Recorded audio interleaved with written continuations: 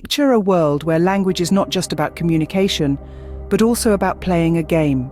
A game in a world that invites us to perceive and interact with our surroundings in a unique and thought-provoking way. This is the world that philosopher Ludwig Wittgenstein invites us to explore through his theory, which he calls language games. In this video, we'll explore this fascinating realm of Wittgenstein, shedding light on the intricate relationship between language, meaning, and interpretation. Wittgenstein's theory of language games will change the way you see communication forever. So let's strap in, prepare to have your mind blown, and let's embark on this linguistic adventure together. Have you ever wondered how we, as human beings, understand each other through the complex web of language? I mean, really given it some real thought and consideration. This web of words, phrases, and expressions is more than just a means of communication. It's a lens through which we perceive and interpret the world around us. We use language to construct our reality, to shape our understanding, and to navigate the intricate tapestry of human interaction. Now imagine language as a game, a sort of intellectual sport, if you will. In this game, the rules are not set in stone, but constantly evolving, shaped by our collective perceptions and interpretations. This is the concept of language games, a theory that attempts to unravel the enigma of language and meaning. It's an idea that challenges us to look beyond the surface and delve into the profound depths of communication. If words are mere tools, then language is the ultimate game we all play.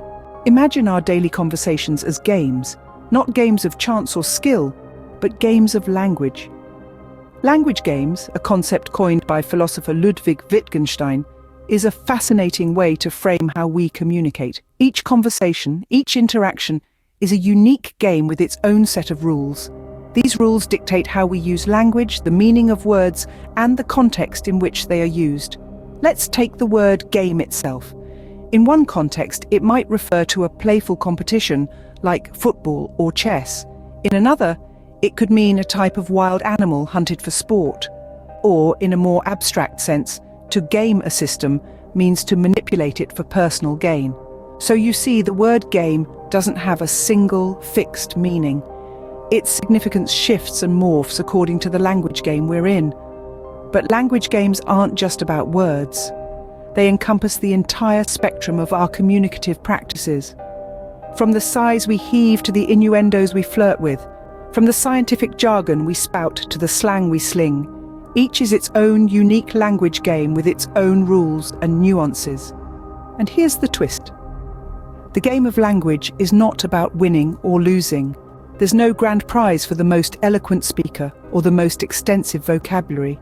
Instead, language games are about understanding and interaction. They're about making sense of the world around us and expressing our thoughts, ideas, and feelings. So the next time you find yourself in a conversation, remember, you're not just talking, you're navigating through a game, and the tool you are using to navigate is language.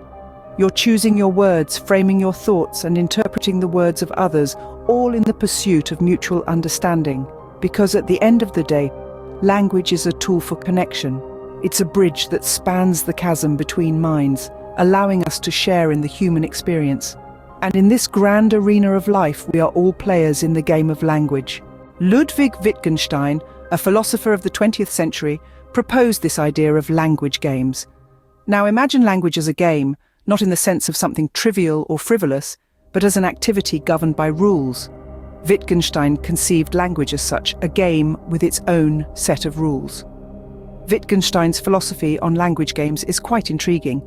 He believed that the meaning of words isn't fixed, it's fluid, it's flexible. The rules of this game, he proposed, are not universal, but depend on the context in which the words are used. Just like chess and poker are both games, but with vastly different rules, so too are different conversations, different discourses, different language dialects, each with their own unique set of rules and meanings. This perspective is quite a departure from traditional views of language, where meanings are often seen as fixed and immutable. But Wittgenstein argued that words take their meaning from the way they're used in the game, in the context, not from some inherent essence they possess. Now let's consider misunderstandings. In Wittgenstein's view, Misunderstandings often occur when we play different language games without realizing it. You might be playing chess while the other person is playing poker. You're both playing a game, but the rules are different.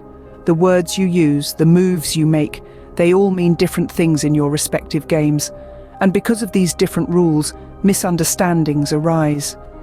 The beauty of Wittgenstein's philosophy is that it shows us how language is woven into our lives, into our ways of being. It's not just a tool we use to communicate, it's an integral part of our existence, our cultures, our societies. It's the game we play every day, every hour, every minute, in every interaction. For Wittgenstein, to understand a language was to understand a way of life. Each game, each conversation, each word gives us a glimpse into a world, a way of life. And that's the power of language, the power of Wittgenstein's language games. What does it mean for us if our language is a game? This question, posed by Ludwig Wittgenstein, has profound implications for how we understand language, meaning, and communication. Wittgenstein's theory of language games challenges the conventional view of language as a fixed system of meanings. Instead, he posits that language is fluid, dynamic, and context-dependent. It's not a set of fixed universal definitions, but a series of games we play. This perspective radically alters our understanding of communication. If language is a game, then every conversation is a strategy, every word a move. This means that the meaning of a word or a sentence is not inherent, but is determined by the rules of the game being played. Our words do not have absolute meanings, but are tools we use to play these games. This view also suggests that our understanding of the world is not objective, but rather it's shaped by the language games we play.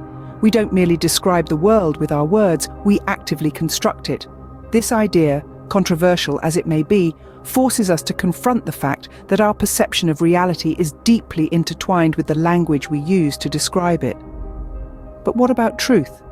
If our language is a game, does that mean truth is subjective or even non-existent? Not necessarily. Wittgenstein argued that truth is not an objective fact, but a function of the language game being played. What we consider true is what aligns with the rules of our particular game. The implications of Wittgenstein's language games are far-reaching and controversial. They challenge our deeply ingrained beliefs about language, meaning, and truth. They force us to question the very foundations of our understanding of the world. In conclusion, Wittgenstein's theory of language games suggests that our understanding of the world is not objective, but a construct of the language games we play. In this world of games, each word we speak is a move on the board, and each conversation a game well played. Thank you for tuning in to another episode of Philosophical Flicks. We've explored the enigma of language, the concept of language games, and the profound implications of Wittgenstein's theories. We hope you found this journey as fascinating as we did. It's such discussions that make us reevaluate our understanding of language and the world around us. Your time and attention are greatly appreciated. We encourage you to continue this exploration in our next video, where we'll delve into more philosophical concepts. Until then, take care of yourselves and each other.